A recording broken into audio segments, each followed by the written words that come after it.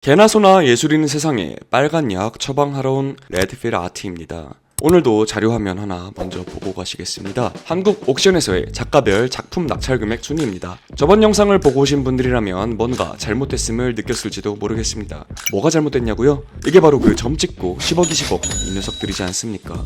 순 사기판입니다. 사기 예술시장 매트릭스에서 벗어나기 위한 빨간 약 처방 오늘도 왔습니다. 난 이우환씨, 김환기씨 이런 위대한 화가들 좋아하는데? 사기라고? 레드필 아트 네가 뭔데? 사기는 네가 치는 거 아니야? 아닙니다. 저는 여러분께 사기칠 이유가 전혀 없습니다. 저도 저분들 좋아합니다. 그럼 사기라는 근거 있어? 근거 있습니다. 예술이 무언지도 모른 채 서구의 예술 제도와 시장만을 가져온 결과가 이런 상황인 거니까요. 제도와 시장만을 가져온 한국은 큰 딜레마에 빠집니다. 예술이 뭔지 모르지만 일단 뭐든 가치 있는 작품을 선정해야만 했죠. 그것이 가치 있기 때문에 선정한 게 아니라 뭐든 선정해야 우리도 예술 제도를 잘 알고 있다 라고 할 수 있으니까요. 백남준 씨의 목소리가 들리는 것 같습니다. 예술은 사기다. 그래도 뭔가 잘한 작품이니까 가치 있는 작품으로 선정된 거 아니야? 이 작품들에서 어떤 이미지가 포착되시나요? 제 눈엔 빨간 화면, 파란 화면밖에 보이지 않습니다. 혹시 여기서 무언가 이미지 포착이 되는 게 있으시다면 말씀해주세요. 적어도 전 10년 가까이 포착하지 못한 채 살아왔습니다. 서구에 거울이 필요해서 근대 예술이라는 것이 생긴 것이라 했을 때 우리 사회는 여전히 종교적 성찰을 위한 도구로서의 작품만을 가치 중점에 두고 있습니다. 저 단색화와 점들, 붉은색과 푸른색 너머에 작가의 엄청난 혼이 담겨 있으리라 이미 믿고 작품을 본다는 것입니다. 엄청난 혼이 있으리라 이미 믿고 보는 것은 종교의 그것과 똑같지 않나요? 신과 같은 절대적인 진리가 이미 있을 것이다 하고 세상을 바라보는 것을 연역적 사고라고 합니다. 근대인의 조건은 이와 반대로 귀납적 사고를 할 줄 아는 능력이죠. 지금부터는 약간의 비약이 있겠습니다. 100% 예술 부재가 원인일 순 없으니까요. 아무튼 종교적 성찰만을 위한 전근대의 예술 제도를 근대 예술 제도라 착각한 예술 부재 사회가 20세기 일본 패망의 원인입니다. 당연히 일본이란 아버지를 둔 우리도 같은 전철을 밟고 있죠. 서울 출산율이 0.5대에 접어드는 시점에 새삼 나라 망했다 이런 말씀 드리기도 참 뭐합니다. 영화관에 한국 작품이 안 보이는 지금 상황은 더더욱 예술 부재 사회와 직결되지 않나요? 아무튼 일본의 패망하면 무엇이 떠오르시나요? 대표적으로 두 가지가 있죠. 핵폭탄 투하와 버블경제 폭발. 왜 일본은 이런 상황을 겪었을까요? 앞으로도 수없이 강조드릴 것이지만 예술의 역할은 거울입니다. 여러분의 새해 결심 마냥 저도 다이어트 시즌을 여러 번 지내봤지만 그때마다 가장 친해져야 할 것은 쇄도, 체중계도 아닌 거울입니다. 네. 거울을 통해서만 자기 자신을 인지할 수 있고 성찰할 수 있으며 좋은 부분은 강조할 수 있고 모자란 부분은 보완할 수 있습니다. 그 이유는 무엇이죠? 거울에 비친 표상이 나라는 것을 알기 때문입니다. 여기서 키워드는 거울과 나입니다. 우리는 거울이 없으면 내 모습이 어떤지 인지할 수 없습니다. 남들이 말하는 나의 평가에 의존하게 됩니다. 우리가 키우는 귀여운 강아지나 고양이를 생각해볼까요? 그들은 거울을 보아도 그것이 본인이라 인지하지 못합니다. 하여 강아지, 고양이가 취하는 존재증명 전략은 무엇이죠? 영역 표시입니다. 무분별한 영역 표시는 길고양이의 무한증식이나 강아지의 소변, 대변 등 인간 사회에선 민폐입니다. 무분별한 짐승적 영역 확장은 민폐입니다. 거울이 제 기능을 못할 때 우리는 이 짐승적 확장을 쫓게 됩니다. 짐승적 확장이란 말은 제가 만든 말입니다만 이보다 더 적절한 표현을 찾을 수는 없었습니다.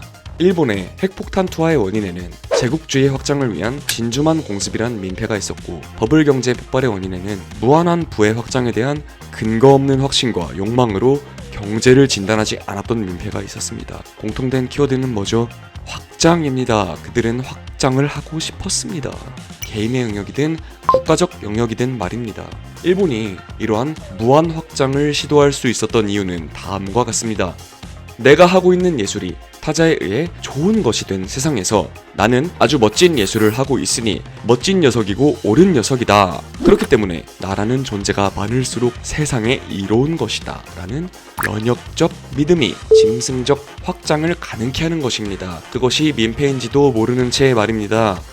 당연히 지금의 한국도 그렇죠. 우리를 부끄럽게 만든 Do You Know K 시리즈가 그 대표적인 예시이자 근거입니다. 남들의 평가에 의존하여 나를 확장하고 싶어하는 것이죠. 우리 상황은 처참합니다. 거울도 나도 없습니다. 정치인들이 진짜 문제는 외면한 채 자기 이권만 확장한다는 사실도 조심스레 말씀드립니다. 세계가 놀라는 한국 노래 반응, 한류 스타, K-드라마의 위험. 어쩌라고요. 그들은 그들이지 내가 아닙니다. 소수의 천재들과 우리의 연관성은 한국이란 출생지를 공유한다 밖에 없습니다. 한국인이란 정체성과 공통점에 마치 그들이 내가 된 듯 멋대로 자아를 확장합니다. 그렇기에 그유노 K 컨텐츠와 같은 부끄러운 일이 생기는 것입니다. 강아지가 관심받고 칭찬받아 꼬리 흔드는 것과 전혀 다를 바가 없습니다. 또 거울이 없으니 향락과 사치와 같은 수단으로 타자의 인정을 갈구해야만 나를 인식하게 됩니다. 나도 거울도 없는 우리가 존재 증명을 할 길은 짐승적 확장밖에 없습니다. 개개인이 잘못됐다는 게 아닙니다. 거울이 없는 세상에선 자아를 인식할 수 있는 인간이 오히려 별종입니다.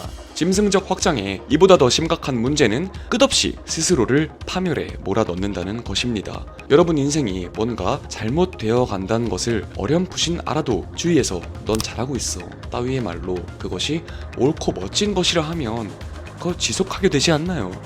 불법 약물을 꼽고 운동을 하며 몸을 만들고 SNS에 자랑하고 칭찬받으며 자신의 몸을 망치고 공정한 경쟁을 망치는 사람들처럼요. 자, 이것이 예술제도가 반성과 거울의 기능이 아닌 자뻑의 기능으로 작동했을 때 생기는 일인 것입니다. 이젠 정말 고통스러운 빨간 약을 삼키고 진짜 가치가 무엇인지 찾아야 국가가 존속됩니다. 가치체계의 최첨단에선 동시대 예술제도가 제대로 작동해야 무엇이 가치인지, 즉 좋고 나쁨을 구분할 수 있게 되고, 그게 되려면 우리 모두가 발전된 안목과 비평의식을 가져야 합니다. 제가 채널을 판 이유입니다. 오늘 가져온 작품엔 해석이랄 게 없기에 지루한 이야기가 길어졌습니다. 계속 말씀드린 종교적 성찰의 유명한 작품을 가져와 봤습니다. 한국에서 예술이라 했을 때 떠오르는 대표적인 것들이기도 하고요. 사실 그 유명한 액션 페인팅, 추상화 등 2023년 지금 시점에선 편하게 그거나 이거나 다 비슷한 거 보는구나 하고 여기시면 되겠습니다. 한국에서 큰 인기를 끌었던 추상, 마크 로스코 작품 시리즈 중 하나입니다. 추상화와 추상표현주의, 단색화 등은 다 다른 말이며 디테일한 사조에서 당연히 큰 차이를 지니고 있긴 하지만 그것은 예술의 발전 과정을 온몸으로 직접 겪은 서구에서나 적용되는 차이이기 때문에 오늘은 무시하고 넘어가겠습니다. 자, 뭐가 보이세요? 빨간색이 보이네요. 또 뭐가 보이시나요? 설마 뭐 다른 게 보이세요? 이상하네요. 전 빨간색밖에 안 보이는데요. 그래도 굳이 한번 이야기해보죠. 빨간색엔 어떤 속성이 있나요? 위험함, 섹시함, 열정, 분노, 원색, 피, 장미 등과 같은 많은 것들이 있죠. 전 이걸 보고 평소에 즐겨 먹는 단백질 보충제 통이 생각나는데요. 공감하시나요? 못하시겠죠? 하시는 분이 있다면 반갑습니다. 스쿼트 한번 같이 하시죠. 다시 로스코 작품으로 돌아와 보죠. 이런 겁니다. 빨간색이란 이미지의 속성을 특정할 다른 이미지가 전혀 없습니다. 여기서 얻어갈 수 있는 건 빨간색과 함께 겪었던 경험을 떠올리며 아주 주관적인, 또 이 너머에 무언가 절대적인 것이 있으리라 기대하는 종교적 성찰밖에 없죠. 작가가 우리에게 던지는 메시지는 없으며 또 그것에 도달할 방법도 없습니다. 우리에게 주어진 이미지는 큰 빨간색 뿐입니다. 야, 미개한 유튜버야, 크다는 이미지도 아니냐? 그래서 빨간색이 커지면 뭘 특정할 수 있죠? 애초에 크고 작다의 기준은 어딨죠? 사람보다 크다고 큰 건가요? 여전히 우리는 아무것도 특정할 수 없습니다. 이 작품이 그렇다고 아주 무의미하다는 것은 아닙니다. 100여 년 전 유명한 비평가 클레멘트 그린버그라는 분은 서구 문명에서 학습되고 관습화된 상품으로서의 예술, 즉 아카데믹한 판매 장치이자 상품이 된 예술을 키치라 비판하고 사회에서 분리되어 순수한 예술을 추구하는 전위예술, 즉 아방가르드를 일종의 진보라 여겼습니다. 그렇다면 그린버그 씨, 무엇이 키치고 무엇이 아방가르드이죠? 그러니까 뭐가 첨단 예술이죠? 동시대 예술의 문법이 정립되는 과정에서 그린버그 씨는 그나마 추상이 새롭고 멋지네 라는 식으로 추상에 힘을 실었습니다. 너무 과한 요약에 전공자들은 화가 날 수도 있겠군요. 이 말이 옳든 틀리든 서구 동시대 예술의 정립 과정 속에서 그래서 무엇이 가치 있는 예술이냐? 라고 묻는 질문에 추상이 대답을 하였고, 그것이 오답일지언정 무언가를 제시하는 과정 속에서 가치를 얻었다라고 한다면 충분히 일리는 있습니다. 추상화는 작가의 주관, 추상표현주의는 예술의 절대적이고 독립적인 순수성과 같은 담론을 남기긴 했으니까요. 야 유튜버야, 이게 동시대 예술이 아닌 건 알겠어. 그럼 의미 있는 예술은 어떤 거야? 그것도 모르면서 욕받고 까고 있는 거 아니지? 아닙니다. 다음 영상에서 의미 있는 예술이 성립되는 구조에 대해 말씀드리겠습니다.